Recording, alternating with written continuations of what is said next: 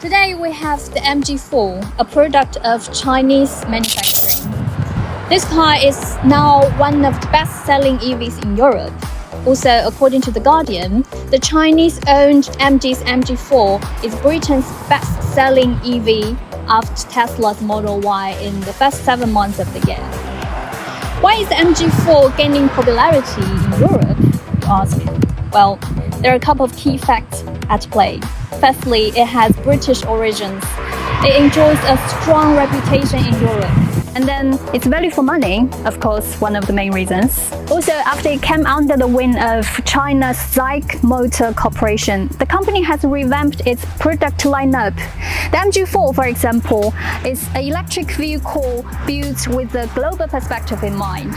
From its exterior design to its drivetrain, it caters to users worldwide. The MG4 strikes a balance between these preferences, meeting the standards of a compact car and ensuring ample interior space for everyday use. MG4 competes directly with Volkswagen ID.3. However, it falls slightly short of the ID.3's 2760mm wheelbase. But when it comes to its dimensions, the MG4 stands at 4287mm in length, 1836mm in width, and 1516mm in height. Despite being longer and wider than the ID.3, it doesn't go overboard in size. Even on Europe's narrow streets, it retains the agility needed to navigate urban environments with ease, making it a practical choice for family outings. MG has a sporty spirit too. That's why its exterior design appeals to enthusiasts, particularly its segmented waistline and aggressive front end, exuding a strong sense of sportiness. The rear design is equally eye-catching. It features a perforated double spoiler on the roof, complemented by a continuous tail-light stripe and expressive rear bumper.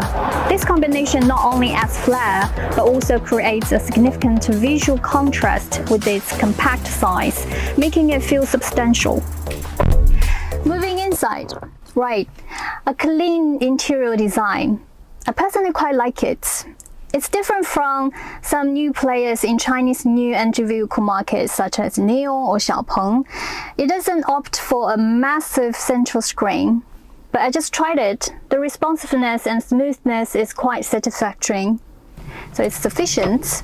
I mean, in my view, it doesn't have the most advanced infotainment system compared to other brands, but yeah, it's enough for me.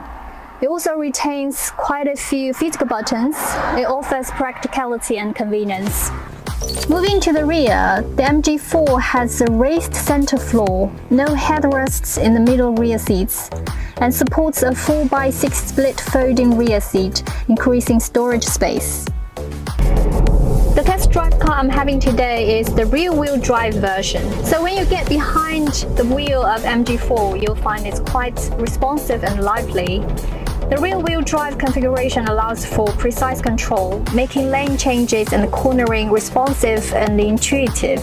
Even when there is some body roll during aggressive driving, the vehicle remains well within your control, with a low center of gravity and a 50-50 front-to-rear weight distribution. It might lean, but it stays manageable within the driver's comfort zone. MG, as a sporty brand, has certainly infused the MG4 with their sporting DNA. However, the suspension's handling over speed bumps is somewhat abrupt, lacking a bit of suppleness. Thinking of it from a perspective of family car, there's a room for improvements in terms of comfort. After a test drive, I discovered the MG4, although positioned as a family-oriented electric vehicle, it offers a sporty driving experience.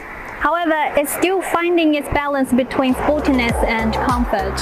In other aspects, the in-car technology might not be as cutting-edge as similarly priced Chinese electric vehicles such as BYD Atto 3 or INY. It meets the daily driving needs without any issues.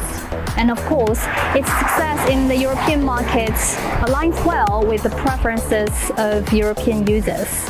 Alright, thank you so much for watching. Don't forget to subscribe to the channel, ring the bell, and maybe leave your comments to tell us what to do next.